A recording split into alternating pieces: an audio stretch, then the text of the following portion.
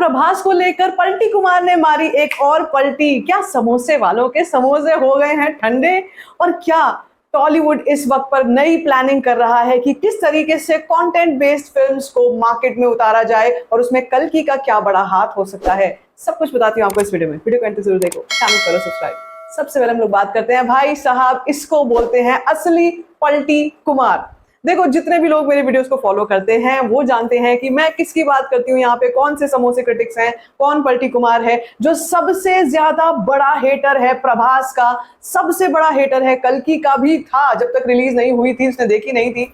और भाई साहब वो किसी भी तरह कुछ भी करके लगा रहता है कि कैसे प्रभास के नाम पे व्यूज बटोरे जाएं, नेगेटिविटी कर करके व्यूज बटोरे जाएं। और ना सिर्फ इतना, वो अपने वीडियोस के अलावा हर जगह जहां पर भी जाता था वहां पर प्रभास को लेकर नेगेटिविटी करने से वो बचता नहीं था। जबकि आप ये सोचिए कि आज के जमाने में हम इतने ज्यादा ओपन माइंडेड हो चुके हैं सिनेमा को लेकर, अलग अलग तरह के एक्टर्स, अलग अलग तरह के लोगों को हम एक्सेप्ट कर रहे हैं, देख रहे हैं, उनकी मेहनत, उनका काम सराहते हैं।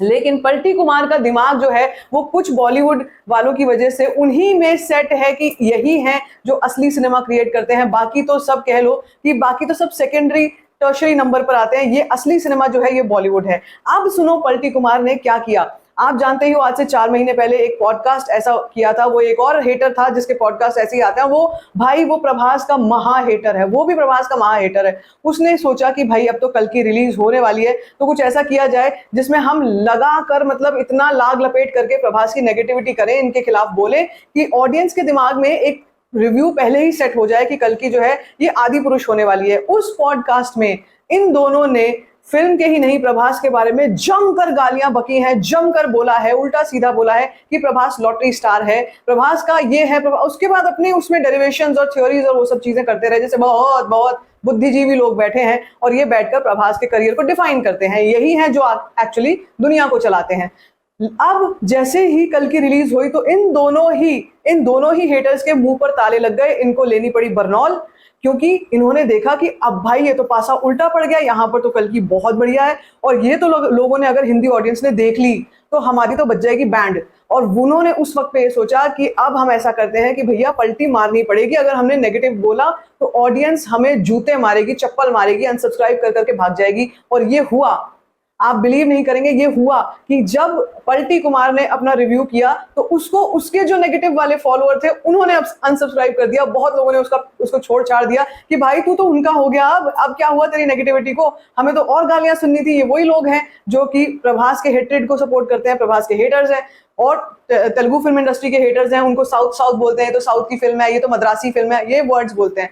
तो ये लोगों ने एकदम से पलटी कुमार का साथ छोड़ दिया। अब पलटी कुमार को लगा भाई कुछ तो करना पड़ेगा, अब तो मुझे तो ये तो मेरा ही पासा उल्टा पलट गया, मेरा ही चैनल बंद हो जाएगा, यहाँ पे मेरे ही सब्सक्राइबर्स को मुझ पे भरोसा नहीं रहा। तो उसने फिर से पलटी मारी और उसके बाद थोड़ी बहुत बातचीत करनी शुरू करी, जिसमें नेगेटिव भी बातचीत कर रहा है, लेकिन साथ साथ में उसको जो कलेक्शन थी कल्कि की वो भी बतानी पड़ी कि भाई ये तो 500-700 करोड़ क्रॉस कर रही है और ये तो 1000 करोड़ होने वाली है। उसके बाद पलटी कुमार को लगा बस अब मैं कल्कि और प्रभास के ऊपर कुछ नहीं बोल सकता, अगर मैंने कुछ बोल दिया पब्लिक भाई धो देगी। और यही हुआ, उसने कुछ समय के लिए ब्रेक लिया और उसने उसके बाद अगला जो रिव्यू डाला वो डाला करण जौहर की फिल्म किल को लेकर। इस बार मैं आपसे इस तरीके से इसलिए बात कर रही हूँ क्योंकि ये है एक्चुअली वो बड़ी शक्तियां जिनकी मैं बात करती हूँ, जो इस वक्त पर अपनी फिल्म को बढ़ाने के लिए, वो भी ऐसी फिल्म जिसमें 44-46 मर्डर कर रहा है एक आदमी, सिर्फ मर्डर कर रहा है, 46 मर्डर करता है वो आदमी की स्टोरी दिखाने के लिए उसने कल्कि के जितने भी नंबर्स आ रहे थे अपने समोसों को कुछ समोसे दिए और उन्होंने ये बताना शुरू किया ये नंबर्स गलत हैं। और वहां किल की अगर बात करते हैं तो इस पलटी कुमार ने किल का भाई बहुत ऐसा रिव्यू दिया कि इसका तो हॉलीवुड में रीमेक बनने जा रहा है। तुम क्या बात कर रहे हो, ये इंडिया की फिल्म नहीं है, ये तो हॉलीवुड लेवल की फिल्म है। भाई साहब आप खुद सोचिए कल्कि। अब मैं यहाँ पर इसकी उतारूंगी और अगर आपको कहीं से भी लगे कि मेरी भड़ास में कमी है तो मुझे बता देना कमेंट सेक्शन में, अगले वीडियो में फिर देखना। इसने क्या किया कि कल्कि ये जो कंटेंट है, ये जो कॉन्सेप्ट है, इस कॉन्सेप्ट इतने बड़े महाभारत और हमारे हिंदू धर्म और चीजें जो हमारी हैं उनकी फिल्म को लेकर के जो इतना बढ़िया कंटेंट हमारे सामने कल्कि के थ्रू रखा गया, एक एक चीज को बारीकी से बनाया गया है, एक एक चीज को मार्केट इस तरीके किया गया कि ज्यादा मार्केटिंग ना करें, फिल्म आएगी तो ऑडियंस को पसंद आएगी तो ऑडियंस अपने आप देखेगी। इतनी सादगी के साथ फिल्म को रिलीज किया, इतनी बड़ी फिल्म को। अब इस समोसे ने और इस पलटी कुमार ने यही किया कि इस फिल्म के खिलाफ पहले नेगेटिव बोला, फिर इनको पॉजिटिव बोलना पड़ा, फिर थोड़ा बहुत नेगेटिव बोलने की कोशिश करी, वो काम नहीं करा। उसके बाद इन्होंने किल के ऊपर बोला और अभी एक दिन पहले की बात है, पलटी कुमार ने एक वीडियो डाला है भाइयों और बहनों, एक वीडियो डाला है जिस वीडियो में इसने टॉप 10 ऐसी फिल्मों की बात करी है जो कि हॉलीवुड लेवल की है, जो सिनेमा बदल के रख देंगी, और उसमें कल्कि का नाम है। आप सोचिए, कुछ जमीर नहीं है, आप सोचिए कोई ऐसे लोगों का कोई ओपिनियन नहीं होता, कोई ऑडियंस के लिए उनकी कोई ऑनेस्टी नहीं है, कुछ लोगों के लिए कोई जवाबदेही नहीं है, बस केवल और केवल ये देखा कि जिस तरफ बहाव चल रहा है, सुनामी चल रही है कल्कि की, वहीं जाना बेहतर है, उस बहाव से लड़ने की ताकत हम में नहीं है। और आप सोचिए, यही वो लोग हैं जिन्होंने प्रभास को बोला था, सलार के टाइम पे बोला था, आदिपुरुष के टाइम पे तो सभी ने बोला था, गलती ओम राउत की थी, पर इन्होंने प्रभास के सिर पे डाला था। प्रभास को उस टाइम पे बोला था, प्रभास को उससे पहले राधे श्याम, साहो, जितनी भी फिल्में थी एक्सेप्ट बाहुबली, हर चीज में बाहुबली से कंपैरिजन, हर चीज में बाहुबली में ऐसा था, ये यही कर रहे थे और इनका यही काम था। और इस वक्त पर मैंने ये कहा था कि ऐसे लोगों से, ऐसे टॉक्सिक लोगों से आपको हमेशा बच के रहना। ये कुछ नहीं करते, ये केवल और केवल नेगेटिविटी अपने चैनल पे, यूट्यूब पे फैलाने की कोशिश कर रहे हैं। और अब सुनिए, फिर उसके बाद पलटी कुमार ने देखा, अरे ये तो बढ़िया है, अब मुझे वापस साउथ की तरफ जाना पड़ेगा। आपको याद होगा, हम बात करते हैं फिर से 2022 में जाते हैं, उससे भी थोड़ा पहले जाते हैं जब कोविड का टाइम था। आपको याद होगा, लॉकडाउन में ऑडियंस, लोगों के पास, पब्लिक के पास कुछ नहीं था, वो कहीं बाहर नहीं जा सकते थे, कोई फिल्म रिलीज नहीं हो रही थी। उस समय पर YouTube ने बूम लिया था, क्योंकि उस वक्त पे केवल और केवल लोग YouTube का ही सहारा था, सिर्फ ऑनलाइन वाईफाई, जितने भी हमारे OTTs हैं, इन्हीं का सहारा था कि यहाँ से कुछ देख सकते हैं। उस वक्त पर इन्होंने अपने चैनल खड़े किए थे तेलुगु फिल्म इंडस्ट्री के ऊपर बोल बोल के। इन्होंने अपने चैनल्स की कंटेंट की ऑडियंस उसी पर बनाई थी कि देखो क्या महान इंडस्ट्री है, देखो क्या इंडस्ट्री है, इनकी फिल्में देखो, इनका स्टाइल देखो, इनके एक्टर्स देखो, प्रभास को देखो। ये वही लोग हैं जिन्होंने जरा सा टाइट बदली 2023 में, तो इन्होंने अपने आप को असली रंग में ढाल दिया। उससे पहले ढाल दिया था जब ब्रह्मास्त्र रिलीज हुई थी, उस वक्त पर भी जो बड़ी शक्तियां हैं, जो ब्रह्मास्त्र के प्रोड्यूसर्स हैं, उन्होंने इन्हीं लोगों को पैसा, लिफाफा पहुंचाया और तब इन्होंने एक सेकंड में ऐसे ऐसे रिव्यूज डालने शुरू करे। और ये मैं एक पलटी कुमार की बात नहीं कर रही, गिरगिट दीदी की बात कर रही हूँ, उस माँ बेटी की बात कर रही हूँ जिन्होंने इस तरीके का नेगेटिव नैरेटिव सेट कर रखा है कि भाई संदीप रेड्डी वांगा एक नंबर का क्रिमिनल आदमी है, संदीप रेड्डी वांगा बनाता है अर्जुन रेड्डी, वो बनाता है एनिमल, ऐसी फिल्में मत देखना, ये तो फिल्में बिल्कुल रिग्रेसिव ऐसे लोगों की हैं कि हमारा समाज देखेगा तो वो भी अर्जुन रेड्डी में बदल जाएगा, वो भी रणविजय सिंह में बदल जाएगा, जो कैरेक्टर था एनिमल का उसमें बदल जाएगा। आप सोचिए, और ये सब बोल बोल के इन्होंने अपने चैनल्स को बड़ा कर लिया। और उसके बाद क्या किया, उसके बाद क्या हुआ, उसके बाद हुआ यही जो होना था, जो नियति थी, ये वापस चाटुकार वहां गए और वहां से भी इनको दुलत्ती पड़ी, वहां से भी इनको 2 लात पड़ी। अब मैं आपको बताती हूँ कि कहां पर मैं कौन से कॉन्टेक्स्ट के बारे में बात कर रही हूँ। तो जो माँ बेटी क्रिटिक्स की मैं बात करती हूँ, आप स्क्रीन पे देख लीजिएगा, मैं जिनकी भी बात करती हूँ, ये लोगों ने शुरू से ही करण जौहर के शो को प्रमोट करते थे, बहुत अच्छा बोलते थे, क्या बढ़िया शो है, मजा आ जाता है देखकर। उसके पैनल पर ये लोग हैं, उस शो के पैनल पर ये लोग हैं, और इन्होंने अपने पैनल पर जाकर उस शो के सीजन 8 को क्यूरेट किया, उसके कंटेंट की रिसर्च करी, ये सब किया। और इसी बंदे ने उसी लड़की के चैनल पर आकर इसी की धज्जियां उड़ा दी, इसी को ये बोल दिया कि ये तो सबसे बोरिंग सीजन था, सीजन 8। आप सोचिए कि मुंह पर चप्पल मारी बेइज्जती करके, और वो सामने से कुछ नहीं बोल सकते, वो कुछ नहीं कर सकते, तो हंसेंगे, वो तो खिसियाएंगे, उन्हें तो अंदर से ये लगेगा कि मतलब क्या ही कर दें, एक आध गाली बक दें, लेकिन चेहरे पर मुस्कान, क्योंकि आका बैठे थे ना सामने, तो आका बैठे हैं, आका के सामने कैसे कुछ बोलेंगे, नहीं तो आका रोटी नहीं देगा, 2 टुकड़े नहीं डालेगा, 2 समोसे नहीं खिलाएगा। इसीलिए फिर भी उनकी ही बटरिंग, उनके ही लल्लो चप्पो कर रहे थे, और उसके बाद उन्हीं की फिल्मों को प्रमोट कर रहे थे। अब आप देखिए, किल जैसी फिल्म, यही लोग जिन्होंने संदीप रेड्डी वांगा की फिल्म एनिमल को इतना क्रिटिसाइज किया था, ये किल को मास्टरपीस बता रहे हैं, मास्टरपीस है ये फिल्म, मास्टरपीस है, ऐसे होते हैं मास्टरपीस। और अभी आप इंतजार कीजिए उस फिल्म के रिलीज होने का जिसमें तृप्ति डिमरी ने अपने कपड़े उतार के रख दिए हैं, बैड न्यूज। इस फिल्म के रिलीज होने का इंतजार कीजिए। कॉर्पोरेट बुकिंग, स्कैम, बुक माई शो के स्कैम, सब के सब आपके सामने ना मैं ला के रख दूं, जितने भी जो भी समोसे हैं उनके रिव्यूज, उनके जो भी नैरेटिव्स आएंगे, जो स्टेटमेंट्स आएंगे, जो ब्लाइंड आर्टिकल्स आने वाले हैं, सब कुछ एक्सपोज होगा और सब कुछ ऑडियंस के सामने होगा। तब आपको समझ में आएगा ये नेक्सस कितना बड़ा है, कितना खतरनाक है। कई लोग मुझे कमेंट सेक्शन में बोल देते हैं कि आप अपने ध्यान रखिएगा, ये सब तो माफिया हैं, कुछ भी कर सकते हैं, कुछ भी कर सकते हैं, सच बात है। कुछ भी हो सकता है।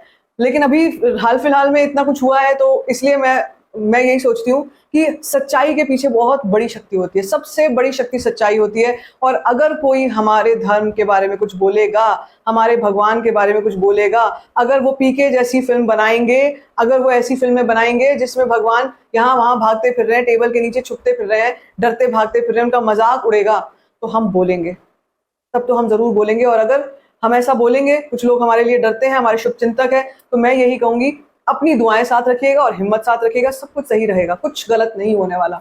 यहाँ पर हम केवल और केवल नेक्सस को एक्सपोज कर रहे हैं, ऐसे नेक्सस को जिन्होंने शुरू से लेकर अंत तक अभी तक भी हमारे ही धर्म के विरुद्ध बोला है, हमारे ही विरुद्ध बोला है। आप सोचिए, वरना कौन बोल सकता था, कौन बोल सकता था कि किसी और धर्म के विरुद्ध ऐसी बातें? क्या आपने कभी देखा है कि किसी भी बॉलीवुड ने सिख धर्म का मजाक उड़ाया हो, किसी भी बॉलीवुड की फिल्म ने ईसाई धर्म का मजाक उड़ाया हो या इस्लाम का मजाक उड़ाया हो? लेकिन क्यों हिंदू धर्म का मजाक उड़ता है, क्यों भगवानों का मजाक उड़ता है? ये मेरा सवाल है। और अभी तो ये शुरुआत है, मैं तो कहती हूँ आपसे, ये केवल शुरुआत है। हमारे धर्म, हमारे योग को पश्चिम ले गया अपने साथ, हमारे जो धन संपत्ति थी उसको ले गया अपने साथ, जो हमारा शौर्य था उसको ले गया अपने साथ। अब केवल एक चीज बची है, उसका नाम है परिवार। अब ऐसा सिनेमा आ रहा है बॉलीवुड की तरफ से जो केवल और केवल आपके और मेरे परिवारों को तोड़ेगा और तोड़ने का काम करेगा, तोड़ेगा नहीं, तोड़ने का काम करेगा। वो क्या है? यही बैड न्यूज जैसी फिल्में, जिसमें एक माँ को दो बाप हैं, पता ही नहीं है कौन बाप है उसके बच्चे के, वो ऐसी चीजें डालना। इससे पहले आई थी प्यार, एक विद्या बालन की फिल्म थी, मुझे नाम याद नहीं आ रहा, अभी अभी आई थी, उसमें भी एक्स्ट्रा मैरिटल अफेयर था। मतलब एक्स्ट्रा मैरिटल अफेयर है, फैमिली में फूट पड़ी हुई है, कोई किसी के साथ रात में रहता है, कोई किसी के साथ रात में रहता है, स्वैपिंग होती है, नॉर्मली, बिल्कुल नॉर्मल है, अगले दिन किसी को पता ही नहीं चल रहा, कानों कान खबर ही नहीं हो रही। आप सोचिए ना, ये सिनेमा देखने के बाद क्या इस सिनेमा का हमारी सोसाइटी पर प्रभाव नहीं पड़ेगा? अगर एनिमल का प्रभाव पड़ सकता है, तो क्या इस बैड न्यूज का प्रभाव नहीं पड़ेगा? क्या ऐसा सिनेमा है, ऐसा कौन सा मास्टरपीस है जिसको देखकर लोग खुश होने वाले हैं, हैरान होने वाले हैं? तो यही मैं आपसे बताने की कोशिश करती हूँ, हमारी संस्कृति को प्रिजर्व करते हैं साउथ सिनेमा वाले, और मैं इस चीज में बिल्कुल कोई शर्म नहीं रखती बोलने में, 100% करते हैं, और बॉलीवुड नहीं करता, बिल्कुल नहीं करता है। और अब अभी आप आगे चल के देखिएगा कि नेक्स्ट स्टेज क्या होने वाली है। ये लोग क्या सोच रहे थे कि अभी कल की हो जाती, अगर कहीं से भी थोड़ी बहुत भी कम रहती, तो ये लोग लीच की तरह, वल्चर्स की तरह उसको नोच नोच कर उस डायरेक्टर को खा रहे होते, प्रभास के ऊपर नोच नोच के व्यूज ले रहे होते। अब क्या है कि कल की ही आ गए हैं, अब आ गए हैं कल की, और अब इस वक्त पर प्रभास का स्टारडम और भी ज्यादा बड़ा हो चुका है। प्रभास के स्टारडम के साथ साथ नाग अश्विन का डायरेक्शन, नाग अश्विन का लोगों पे भरोसा, सब कुछ बढ़ चुका है। इस फिल्म कल्कि ने आने वाली साउथ की फिल्मों के लिए रास्ते खोल दिए हैं, और ये बहुत बड़ी बात है, बहुत बड़ी बात है। आप बिलीव नहीं करेंगे, इंडियन 2 जैसी फिल्म का कोई हाइप नहीं था। कल्कि की बात मैं बात कर रही हूँ, और ये दोनों ही इंटर रिलेटेड है। देखिए, कमल हसन कॉमन फैक्टर है, और उनकी फिल्म इंडियन 2 का बहुत नाम था, बहुत लोग पहले से जानते थे, लेकिन मार्केट नहीं बनी थी नॉर्थ में कि लोग आएंगे, फिल्म का एडवांस बुकिंग कराएंगे, एक्साइटेड होंगे। जब से कल्कि लोगों ने देखी ना, लोगों का परसेप्शन बदल गया। लोग सोचने लगे, यार मतलब ये तो वाकई नेवर सीन बिफोर था, ये तो वाकई हॉलीवुड लेवल था यार। अब इसका मतलब ये है कि आने वाला जो सिनेमा आ रहा है आने वाले टाइम में, वो सारा का सारा सिनेमा साउथ का वर्थ द वॉच होगा। आप सोचिए ना, क्रेडिबिलिटी कितनी बढ़ गई कल्कि के बाद से मार्केट में। और ये मैं नहीं बोल रही हूँ अकेले, ये सिर्फ मेरे वर्ड्स नहीं है, यहाँ पे ये वर्ड्स हैं एक डायरेक्टर के, मैंने ही देखे हैं। कल ही एक इंटरव्यू मैं देख रही थी, उसी में उन्होंने ये बात बोली है कि it's like a life savior for so many movies that are coming in 2024, not just 24 but 25 as well। इसीलिए अब लोगों का ये समझना, ये मानना जो है वो जरूरी था इस टाइम पर कि देखिए, साउथ सिनेमा जो है, आप उसको उसकी सही पोटेंशियल नहीं समझ पा रहे हो। कल की आई ना, तो लोगों को उसकी पोटेंशियल समझ में आ गई। अच्छा भाई, मतलब ये कुछ ऐसा भी बना सकते हैं जो बॉलीवुड तो कभी सोच ही नहीं सकता था। अस्त्रवर्ष बना के रखा था, सोचो अस्त्रवर्ष क्या है भाई, क्यों ही बनाया? महाभारत उठाते, रामायण उठाते, कृष्ण पुराण उठाते, ये कल्कि पुराण उठाते, कोई तो पुराण उठा के पढ़ लेते, तो तुम्हारे दिमाग के द्वार खुल जाते और तुम कुछ ऐसा बनाते जो इस वक्त पे नाग अश्विन ने बनाया है। इसीलिए मैंने कहा था आपसे कि अब कल्कि ने जो किया है वो इस मार्केट के दरवाजे खोल के रख दिए हैं, और ये बहुत बड़ा चेंज आएगा। ये केवल ऐसा नहीं है जो मैंने आपसे कहा था, दुलकर सलमान ने भी कहा था, it is going to change the course of Indian film history and the coming times, the future as well. It is going to change. यही चेंज है जिसकी वो बात कर रहे थे कि सब कुछ बदल जाएगा, और सब कुछ बदलने लग गया है। मुझे लगता है कल्कि ने अपने आप में एक बहुत ही बड़ा आप कह सकते हैं प्री कंसीव नोशन ब्रेक किया है, एक बैरियर बहुत बड़ा ब्रेक किया है जो नॉर्थ साउथ की ऑडियंस, नॉर्थ ऑडियंस के दिलो दिमाग में पहले था, अब वो ब्रेक होने के बाद नए एवेन्यूज खुल चुके हैं and I am sure that cinema is going to prosper except Bollywood. Bollywood is never going to prosper, ये कभी प्रॉस्पर नहीं होगा, ये उसी कुएं में था, उसी गर्त में था, उसी में रह जाएगा। लेकिन व्यूअर्स के लिए अब साउथ सिनेमा का ऑप्शन ओपन हो चुका है। तो क्या लगता है आपको इस थ्योरी के बाद, मेरी इस रिसर्च, इस चीज के बाद, इस वीडियो के बाद, what are the things that you think are actually going to come true कि आने वाले टाइम में क्या होगा सिनेमा को लेकर, और क्या कर रहे हैं पलटी कुमार समोसे लोग, इनका क्या होने वाला है इन द कमिंग फ्यूचर, क्या ऑडियंस इनको मजा चखाएगी या नहीं? Let me know in the comment section. बाकी if you like this video, give it a thumbs up, don't forget to share it and don't forget to subscribe to my channel. Just first or function.